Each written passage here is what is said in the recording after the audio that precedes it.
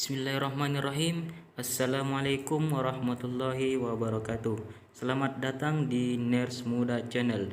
Pada video kali ini kita akan bersama-sama belajar tentang bagaimana cara membaca EKG dengan mudah.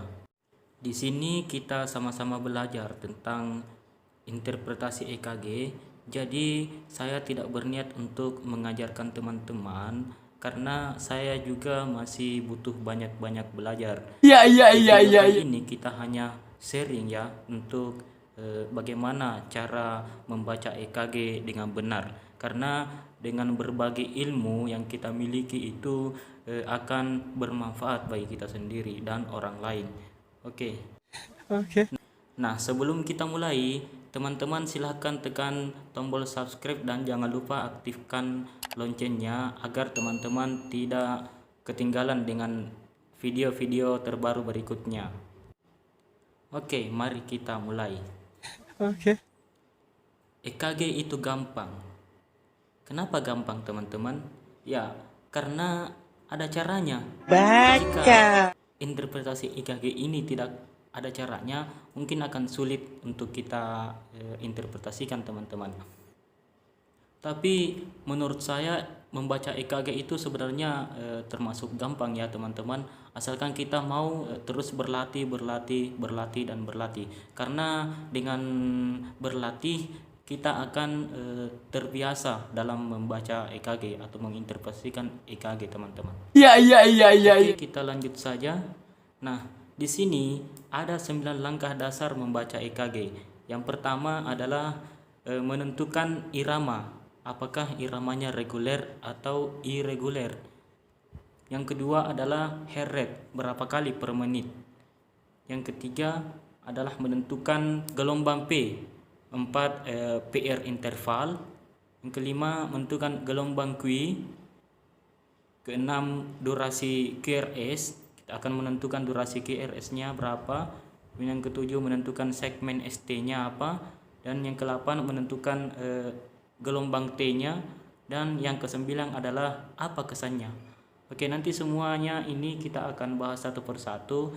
Namun sebelumnya kita bahas dulu tentang definisi dari EKG itu sendiri. Jadi ada 3 definisi EKG, teman-teman. Yang pertama adalah elektrokardiografi. Elektrokardiografi adalah ilmu yang mempelajari rekaman aktivitas listrik jantung pada permukaan tubuh. Yang kedua adalah elektrokardiogram. Elektrokardiogram adalah suatu grafik yang menggambarkan rekaman listrik jantung. Yang ketiga adalah elektrokardiograf. Elektrokardiograf adalah alat yang mencatat potensial listrik jantung yang dihubungkan dengan waktu. Jadi ketiga definisi ini tentunya berbeda, teman-teman. Kenapa? Karena yang pertama ini adalah elektrokardiografi yang membahas tentang ilmu yang mempelajari rekaman aktivitas listrik jantung. Kemudian yang kedua adalah elektrokardiogram, yaitu suatu grafiknya. Nah, inilah yang akan kita interpretasikan, teman-teman. Yang ketiga adalah elektrokardiograf adalah alat yang digunakan untuk merekam listrik jantung. Oke, kita lanjut. Nah, jadi kita juga harus pahami tentang eksis jantung, tentang arus listrik jantung. Yang pertama adalah nodus sinoatrial atau biasa disebut dengan S-anode. S-anode ini sebagai dominan pacemaker jantung, pacemaker utama, terletak di bagian atas atrium kanan. Kemudian impuls yang diantarkan sebanyak 60-100 kali per menit. Jadi S-anode ini, listrik jantung itu berawal dari S-anode, kemudian diantarkan ke AV node dan lanjut ke bundle branch. Nah, ini ada gambarnya, teman-teman. Nah, di sini ada titik kuning. Arus listrik jantung berawal dari S-anode di titik kuning ini, ya. Kemudian dilanjutkan ke AV node. Ke sini AV node. Kemudian dilanjutkan kembali ke bundle branch, ya. Nanti sebentar kita jelaskan secara detailnya. Kita lanjut saja. Nah, ini AV node, nodus atrioventricular atau biasa disebut dengan AV node. AV node juga mengantarkan jumlah impuls atrium yang mencapai ventrikel. Impuls yang diantarkan itu sebanyak 40 sampai 60 kali per menit. Nah, ini di sini ada gambarnya. Nah, di tanda kuning ini di sini letaknya AV node. Jadi saya ulangi lagi, listrik jantung itu pertama di SA node, ya, kemudian turun ke AV node dan dilanjutkan ke bundle branch. Nah, kita sekarang pindah ke bundle branch. Bundle branch atau biasa disebut dengan bundle His, ya. Bundle branch ini berada di bagian atas septum intraventrikuler, menghubungkan langsung dari AV node ke cabang berkas His. Tidak menghasilkan impuls. Nah, bundle branch ini tidak menghasilkan impuls, tapi dia hanya meneruskan impuls dari SA node ke AV node dan ke bundle branch, ya. Nah, bundle branch ini terbagi menjadi dua. Yang pertama adalah right bundle branch atau biasa disebut dengan RBB. RBB inilah yang mengantarkan impuls ke ventrikel kanan, right bundle branch, ya. Mengantarkan impuls ke ventrikel kanan. Kemudian yang kedua adalah left bundle branch atau LBB. LBB ini mengantarkan atau menghubungkan impuls ke ventrikel kiri. Nah, ini ada gambarnya. Saya ulangi lagi, kita harus pahami betul tentang eksis jantung, bahwa yang pertama bermulanya listrik jantung di SA node, ya, di sini di SA node. Kemudian turun ke AV node dan dilanjutkan ke bundle branch. Ini bundle branch right bundle branch, ini left bundle branch kanan dan ke ventrikel kanan dan ke ventrikel kiri. Oke, kita lanjut. Nah, ini juga penting kita ketahui, kita mereview kembali tentang sandapan EKG. Jadi, sandapan EKG itu ada sandapan ekstremitas dan ada sandapan perikardial atau dada. Nah, di sandapan ekstremitas ini ada namanya bipolar dan unipolar. Di bipolar ini terdapat lead 1, lead 2, dan lead 3. Dan sandapan unipolar ini ada AVR, AVL, dan APF. Kemudian di perikardial atau dada, sandapan unipolarnya ada V1, V2, V3, V4, V5, dan V6. Jadi di dalam satu kertas EKG itu terdapat 12 sandapan yang standar. Jadi ada 12 lead yang harus kita perhatikan di dalam satu kertas EKG itu. Oke, saya kira kita tidak perlu membahas terlalu lama di sini karena kita hanya mereview saja. Nah, inilah gelombang yang dihasilkan oleh EKG. Jadi, gelombang yang pertama yang dihasilkan oleh EKG itu adalah gelombang P. Nah, gelombang P ini berasal dari atrial depolarisasi. Jadi pada saat SA node mengantarkan impuls ke AV node terbentuk gelombang P. Kemudian terbentuk lagi gelombang QRS. QRS ini terbentuk pada saat ventricular depolarisasi.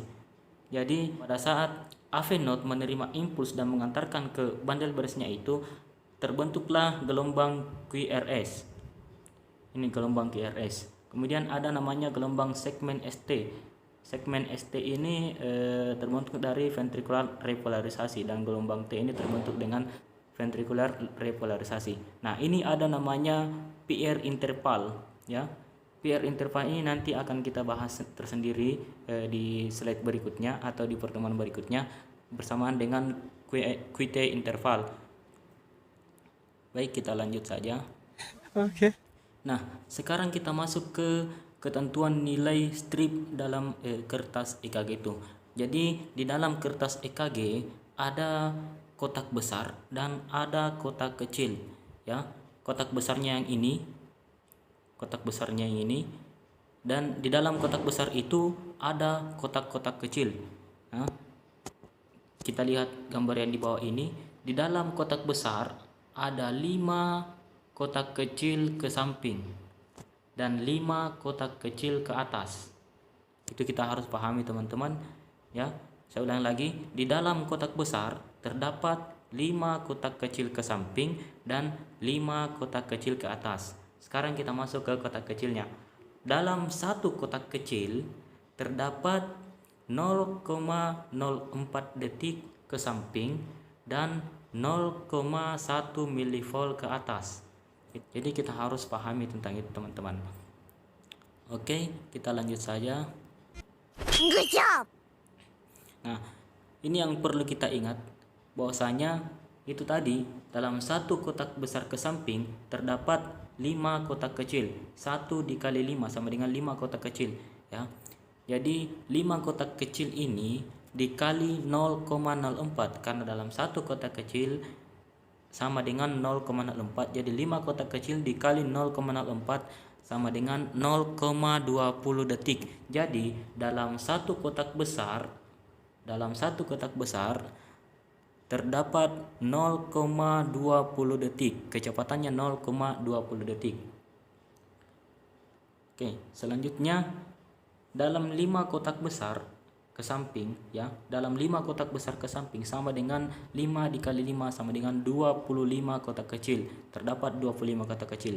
25 dikali 0,04 sama dengan 1 detik. Jadi dalam 5 kotak besar terdapat 1 detik kecepatannya ya. Kecepatannya 1 detik.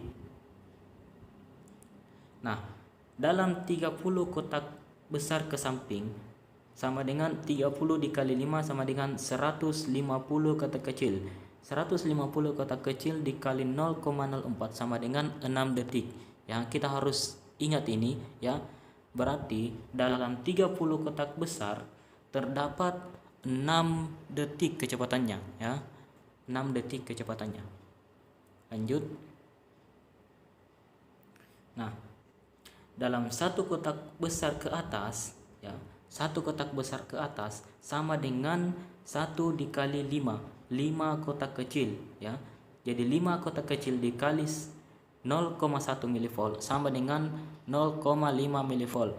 Jadi dalam satu kotak besar itu sama dengan tingginya 0,5 milivolt, tegangannya 0,5 milivolt. Dalam 2 kotak besar ke atas ya, 2 dikali 5 sama dengan 10 kotak kecil. Jadi dalam 2 kotak besar sama dengan 10 kotak kecil dikali 0,1 milivolt, berarti tegangannya dalam 2 kotak besar itu sama dengan 1 milivolt. Nah, ini kotak besar, KB adalah kotak besar, KK adalah kotak kecil. Oke, lanjut. Kemudian kita masuk kepada kalibrasi standarnya. Jadi sebelum kita membaca EKG, yang paling pertama yang harus diperhatikan adalah kalibrasi standarnya. Jadi kecepatan rekamannya itu sebanyak 25 mm per detik. Jika kurang atau lebih dari 25 mm per detik, maka kita tidak bisa menginterpretasikan EKG secara baik teman-teman. Kemudian yang kedua adalah kekuatan voltage. Jadi kekuatan voltasenya itu 10 mm per milivolt. Nah, ini ada syarat EKG layak untuk dibaca ya. Jadi di dalam gambar EKG itu harus ada identitas pasien ya, termasuk nama pasien, umur, tanggal lahir, jam pemeriksaan dan sebagainya. Kemudian yang kedua adalah kalibrasinya ya. Itu tadi kalibrasi yang harus kita gunakan adalah kalibrasi standar. Kecepatan rekamannya itu 25 mm per detik. Kemudian yang ketiga adalah kabel terpasang dengan benar. Kabel atau sandapan-sandapannya itu harus terpasang dengan benar ya. Karena jika tidak terpasang dengan benar maka kita juga akan sulit untuk menginterpretasikan EKG. Oke, lanjut. Oke, sekarang kita masuk ke langkah yang pertama dari 9 langkah yang tadi yang kita sudah bacakan. Kita masuk ke langkah yang pertama. Yang pertama adalah menentukan irama. Ya, bagaimana cara menentukan iramanya? Caranya adalah kita menghitung jarak antara R ke R ya. Ini gelombang R-nya. R. Jadi kita menghitung jarak antara R ke-1 ke R ke-2, R ke-2 ke R ke-3, R ke-3 ke R ke-4 dan seterusnya itu sama, berarti iramanya adalah irama reguler atau teratur karena jaraknya sama antara R dengan R ke R ya. Nah, sekarang kita lihat di gambar yang bagian bawah, apakah iramanya teratur atau tidak. Coba kita lihat dari R pertama ke R kedua ada 5 kotak kecil, 5 kotak besar. R kedua ke R ketiga 5 kotak besar, R ketiga ke R keempat lebih dari 5 kotak besar. Berarti dia ini adalah irregular karena dia tidak teratur, irama tidak teratur. Berarti untuk menentukan irama untuk menentukan irama apakah teratur atau tidak, kita lihat dari jarak antara R ke R antara R1 ke R kedua, R kedua ke R ketiga, R ketiga ke R keempat dan seterusnya. Jadi saya rasa untuk menentukan irama EKG ini cukup mudah ya teman-teman. Baik, kita lanjut saja ke slide berikutnya. Oke. Yang kedua adalah menghitung heart rate. Bagaimana cara menghitung heart rate? Ini ada 3 cara teman-teman. Ada 3 cara untuk bagaimana caranya menghitung heart rate-nya menghitung frekuensi nadinya ya teman-teman. Jadi kita coba cara yang pertama. Cara yang pertama adalah HR sama dengan 30 dibagi jumlah kotak besar antar R. Oke, 30 dibagi jumlah kotak besar antar R. Coba kita lihat di gambar yang pertama. Kita lihat dari R pertama ke R kedua ke R ketiga dan seterusnya itu ada berapa kotak ya. Kalau kita lihat ada sekitar 4 kotak teman-teman ya. 300 dibagi 4 kotak besar sama dengan 75.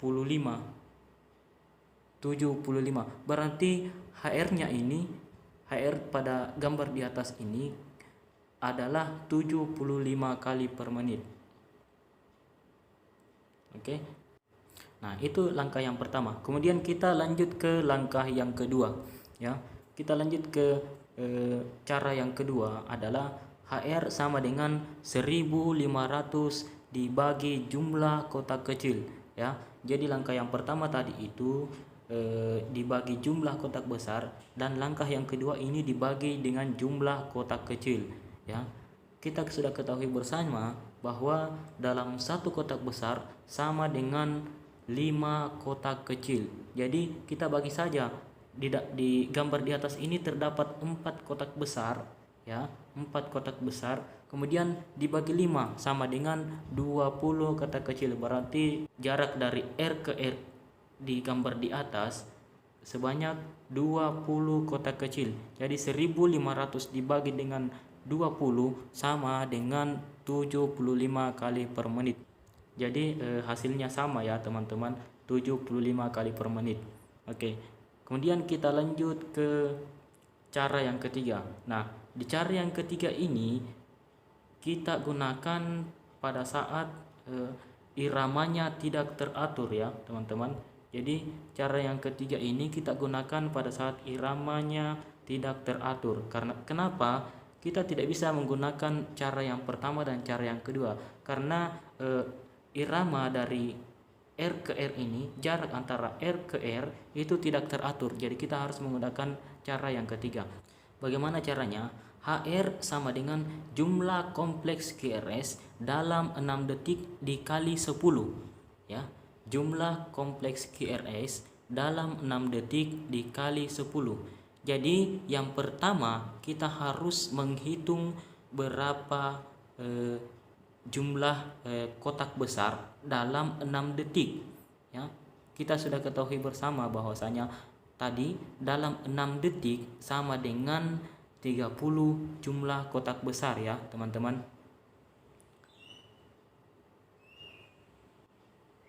Jadi ini ya teman-teman, kita kembali ke sini. Dalam 6 detik sama dengan 30 kotak besar. Dalam 6 detik ini ada 30 kotak besar. Jadi kita harus menghitung ya. Kita harus tandai di kertas EKG-nya. Kita harus menghitung jumlah kotak besarnya sebanyak 30 kotak besar. Jadi yang pertama kita harus tandai ya, tandai di sini, kemudian kita hitung 1 2 3 4 5 6 7 8 9 10 11 12 13 14 15 16 17 18, 19, 20, 21, 22, 23, 24, 25, 26, 27, 28, 29, 30 ya. Pas 30 teman-teman. Jadi dalam 30 kotak besar ini kecepatannya adalah 6 detik ya. Kecepatannya adalah 6 detik. Kemudian ditentukan jumlah kompleks QRS dalam 6 detik ya. Jumlah kompleks QRS dalam 6 detik.